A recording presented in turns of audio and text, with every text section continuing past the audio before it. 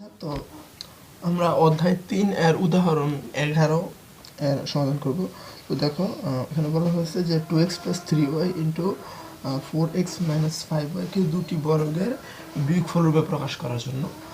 তো আমরা প্রথমে ধরে নিব এটাকে a ধরবো আর এটাকে b ধরবো।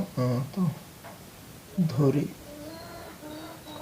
2x + 3y = a, 4x - 5y = b।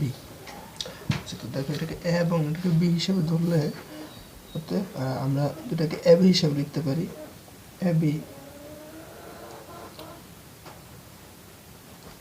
এবং আমরা জানি যে ab = a + b/2 whole square minus a - b/2 whole square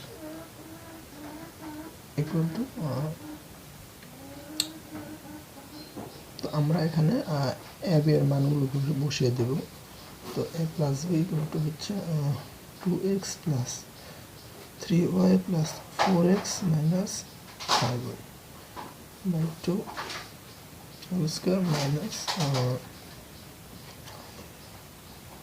2x + 3y -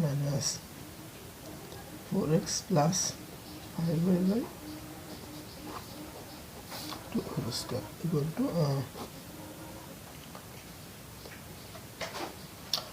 আমরা এখানে 2 রেখে দেব। তারপরে আমরা যেগুলোকে যোগ বিয়োগ করি এখানে হয় 6x আর এখানে বাকি থাকে -2y হোল স্কয়ার = 2 আর এখানে থাকে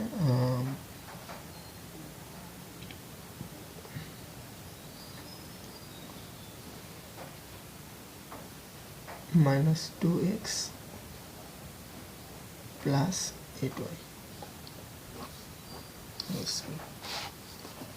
এখন দেখো আমরা কিন্তু দুটো থেকে কমন নিতে পারি। এখান থেকে আমাদের কমন 2, 2 আমরা যদি কমন নিই 3x - y/2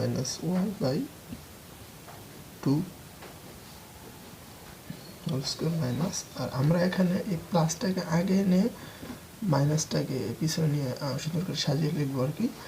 আমরা সাজিয়ে একই সাথে লিখে ফেলবো। এখন আমরা কিন্তু এখান থেকেও 2 কমন নিতে পারি। তো আমরা যদি 2 কমন নিই তাহলে আমাদের থাকে 4y - x/2 whole square.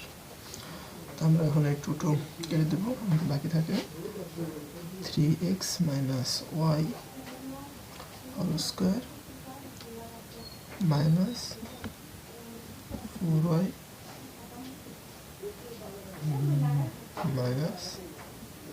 - x whole square. এখন দেখো তারা চেয়েছিল যে দুটি বর্গের বিয়োগফল রূপে, এই যে একটি বর্গের বিয়োগ থেকে একটি বর্গ। তোমরা যদি এটিকে সমাধান করো তাহলে আবার দেখবে যে এইটুকু পর্যন্ত এটা চলে আসে। তো আমরা আসলে তা যা চেয়েছিল অলরেডি আমাদের সমাধানটা হয়ে গেছে।